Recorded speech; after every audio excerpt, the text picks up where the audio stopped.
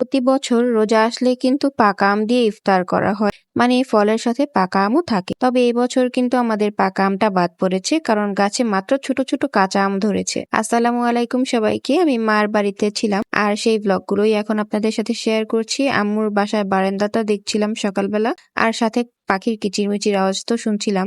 আজ ইফতারে পুডিং বানানোর প্ল্যান ছিল, তো ভাবলাম সাবুদানার পুডিং বানিয়ে ফেলি। তো সাবুদানা আমি দিয়ে এখানে দুধটাকে বলক দিয়ে জাল করে নিলাম। সেই সাথে সাবুদানাগুলোও কিন্তু একদম সিদ্ধ হয়ে গিয়েছে, তবে সাবুদানাগুলো খুব একটা ভালো ছিল না, যার কারণে সাথে সাথে একদম গলে ভর্তা হয়ে গিয়েছে। তারপর আমি পুডিং এর জন্য ডিমটা রেডি করছিলাম। এই রেসিপি আপনাদের আর নতুন করে কি দিব, সবাই কম বেশি কিন্তু পুডিং বানাতে পারেন। সবচেয়ে সহজ ডেজার্ট আইটেম এটা।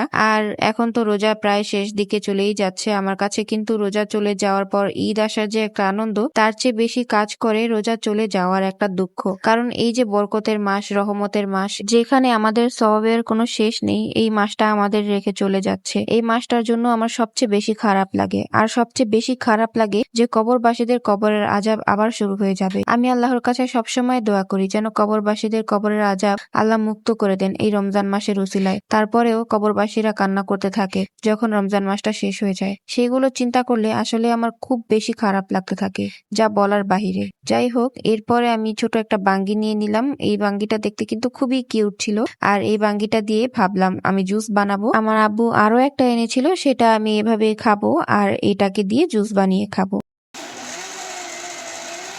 বাঙ্গির জুস কিন্তু অনেক মজা, আপনারা বানিয়ে খেয়ে দেখতে পারেন। আমার তো অনেক বেশি পছন্দ, তাই আমি জুস বানিয়ে নিলাম। জুসটাও কিন্তু খেতে অনেক মজা হয়েছিল।